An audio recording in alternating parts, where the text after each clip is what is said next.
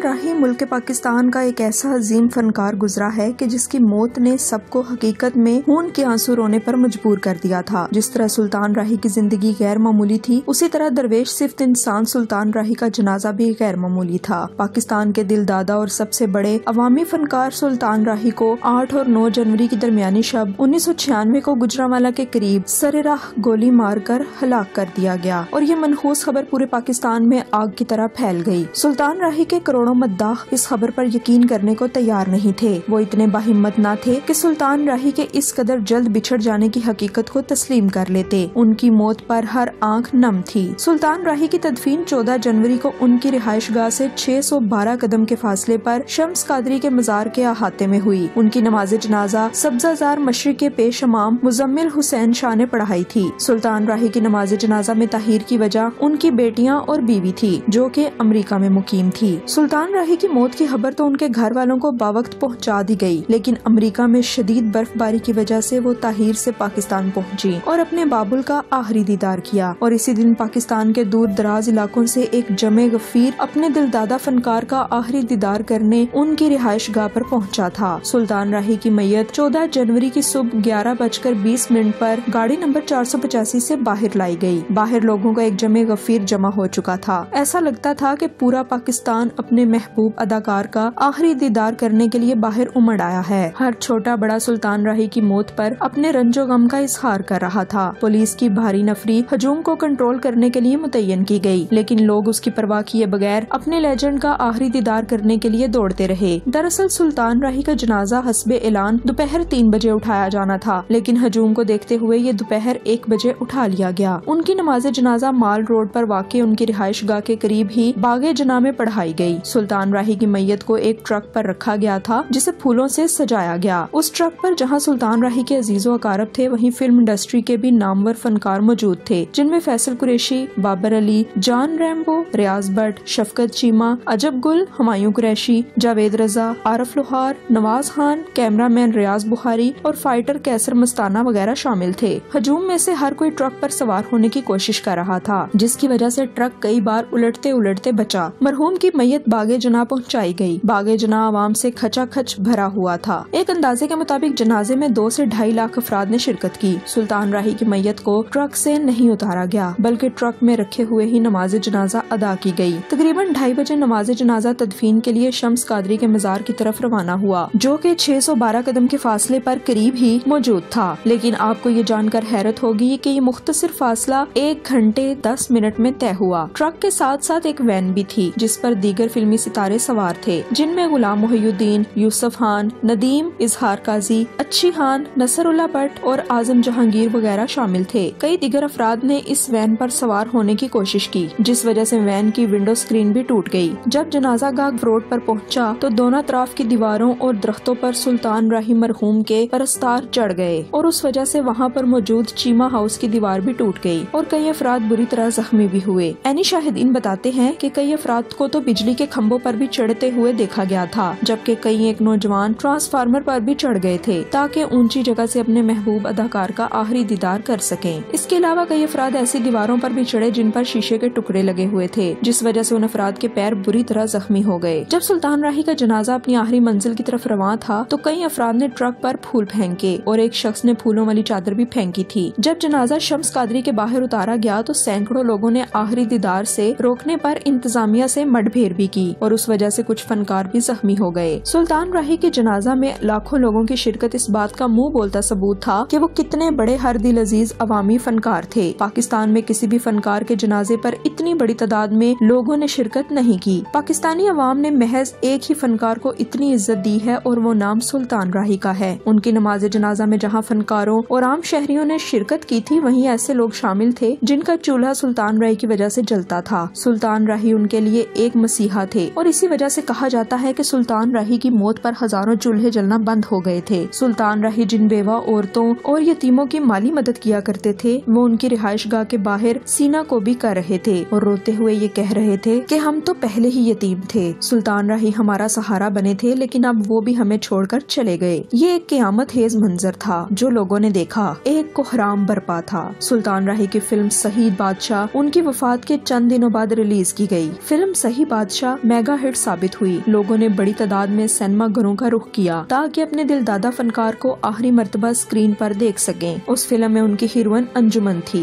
जो हमेशा सुल्तान राही की हीरोइन ही कहलवाई और उनके जाने के बाद गुमनाम हो गई। सुल्तान राही की वफात पर एक अखबार में सुर्खी लगाई गई कि अंजुमन आज बेवा हो गई, और उसमें कोई दो राय नहीं थी कि सुल्तान राही के बाद अंजुमन का कैरियर खत्म हो गया था और वो महज 2-3 साल ही काम कर सकी। फिल्म सही बादशाह में सुल्तान राही और अंजुमन पर नूर जहान का एक लाजवाब गीत फरमाया गया था, जो लंबे अरसे तक लोगों के कानों में रस घोलता रहा और सुल्तान राही की याद दिलाता रहा। और ये गीत था कि दम दा भरोसा यार दम आवे ना आवे। इस गीत पर मद्दाहों को ज़ारों की तार रोते हुए देखा गया और लोग नम आंखों के साथ सिनेमा घरों से बाहर निकले। सुल्तान राही को दुनिया से रुखसत हुए 24 साल हो चुके हैं, मगर उनकी याद आज भी लोगों के दिलों में जिंदा है। उनकी मकबूलियत का अंदाजा इस बात से लगाया जा सकता है कि सुल्तान राही के जाने से फिल्म इंडस्ट्री को जो नुकसान हुआ वो आज तक पूरा नहीं हो सका। फिल्म इंडस्ट्री जिस मुकाम पर तब थी, आज तक वो मुकाम दोबारा हासिल नहीं कर सकी। हकीकत ये है कि सुल्तान राही जैसा कोई दूसरा पैदा ही नहीं हुआ। सुल्तान राही की मेहनत, जिद्दोजहद, लगन और फिर कामयाबी के बाद दरवेशी, आजिजी और इखलास सब मिसाली था। सुल्तान राही हिफ्जुल कुरान थे। उन्हें फिल्मों का भी बेहद शौक था और इसी शौक को पूरा करने के लिए वो लाहौर आए थे। लाहौर में वो सड़कों पर सोया करते थे और 2 वक्त की रोटी के लिए बीरागिरी भी किया करते थे। वो जिस फिल्म साज के पास भी गए, उसने सुल्तान राही की शक्ल का मजाक उड़ाया और उन्हें घर वापस लौटने का मशवरा दिया, लेकिन सुल्तान राही सब कश्तियाँ जलाकर लाहौर आए थे। वो 20 साल तक छोटे मोटे किरदार निभाते रहे और आखिरकार अल्लाह ने उन्हें कामयाबी अता की और फिर वही फिल्म साज उन्हें कास्ट करने के लिए मिन्नतें किया करते थे। सुल्तान राही के बारे में मशहूर था कि वो दिन में 22 फिल्मों की शूटिंग किया करते थे। हर पास से गरीबों का खून डोल रहा है।